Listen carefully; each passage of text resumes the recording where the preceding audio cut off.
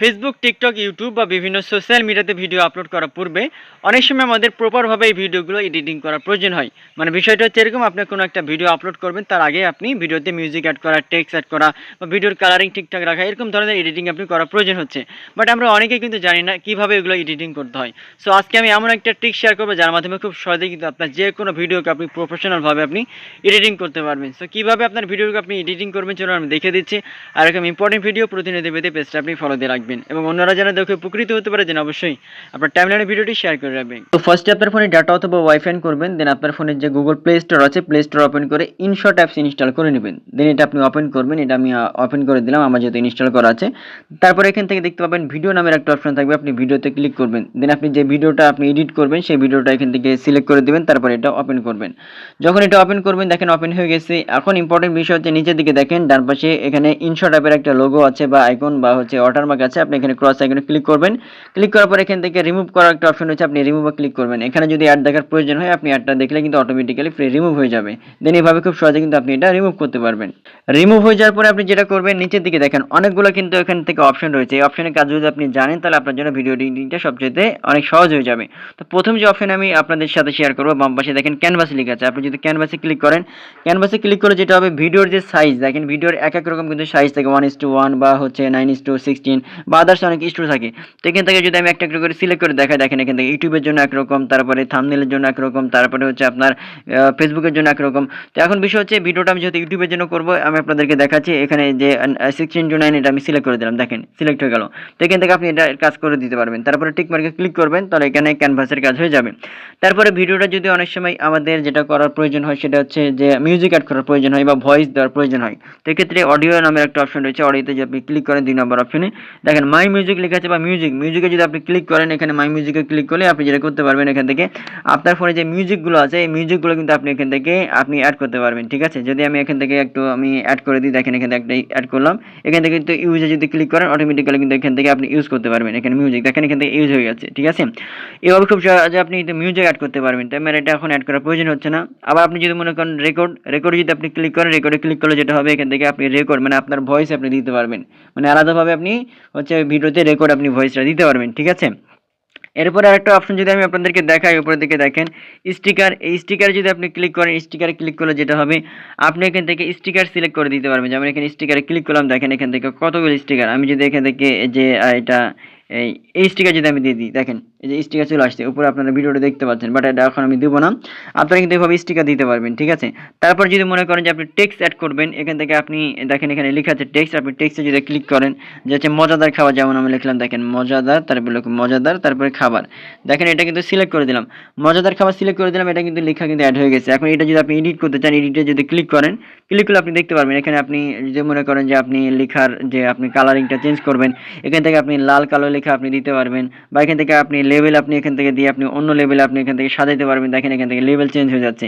অর্থাৎ এইভাবে খুব সহজে কিন্তু আপনি এখানে টেক্সট অ্যাড করতে পারবেন, সব কিছু আপনি করতে পারবেন। ঠিক আছে, সো আমি এটা এখন আমি জাস্ট আমি এখানে সাদা করে দিলাম, তারপর এখানে টিক মার্কে ক্লিক করলাম, তারপর এটা আমি এখান থেকে এক সাইডে আমি দিয়ে দিলাম।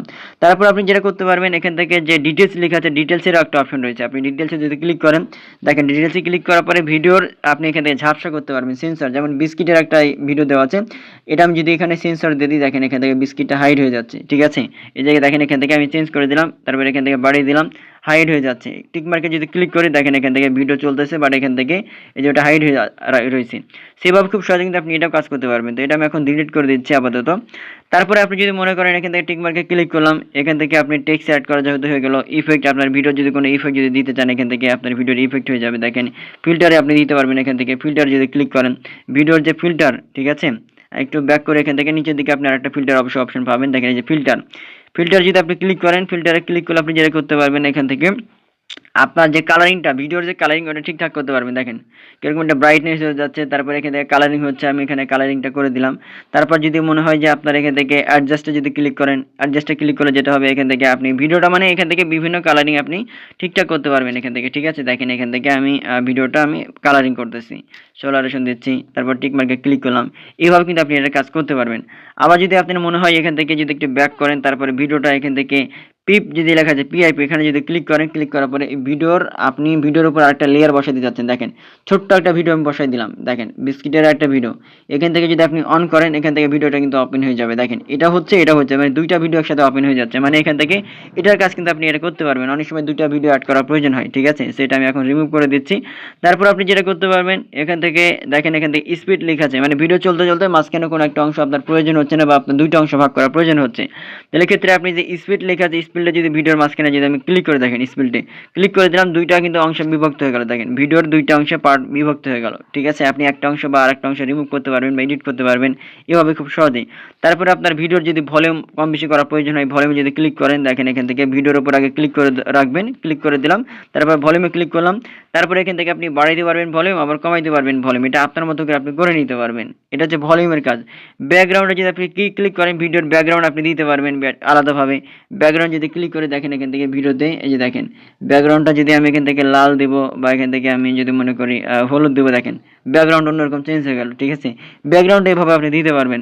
তারপরে ভিডিওর স্পিডে যদি আপনি ক্লিক করেন, এখান থেকে স্পিড আমি ক্লিক করলাম, দেখেন ভিডিওটা কত দ্রুত এখান থেকে আপনার রানিং হবে বা আপনার প্লে হবে, দেখেন এখান থেকে কত দ্রুত হচ্ছে। আবার যদি আপনি এখান থেকে স্লো করে দেন, একবার স্লো মোশন হবে, কারণ অনেক সময় ভিডিও আমাদের স্লো মোশন করার প্রয়োজন হয় বা স্পিড অনেক বাড়িয়ে দেওয়ার প্রয়োজন হয়। সো এই অপশনে কিন্তু আপনারা এই কাজগুলো খুব সহজে আপনি করতে পারবেন, ঠিক আছে।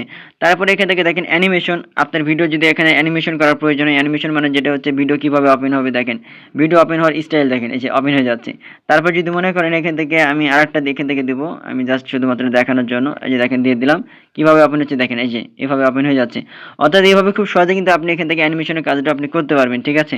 তারপরে এখান থেকে আরো অনেকগুলো অপশন রয়েছে, ক্রপ করতে পারবেন ভিডিওটা, আপনি কাটিং করতে পারবেন, কাট আউট করতে পারবেন, এখান থেকে ভিডিওর ব্যাকগ্রাউন্ডটা রিমুভ করতে পারবেন। তারপরে এখান থেকে ডুপ্লিকেট ফাইল তৈরি করতে পারবেন, আপনার এখান থেকে ভয়েস ইফেক্ট আপনি দিতে পারবেন। ভয়েস ইফেক্ট মানে কি?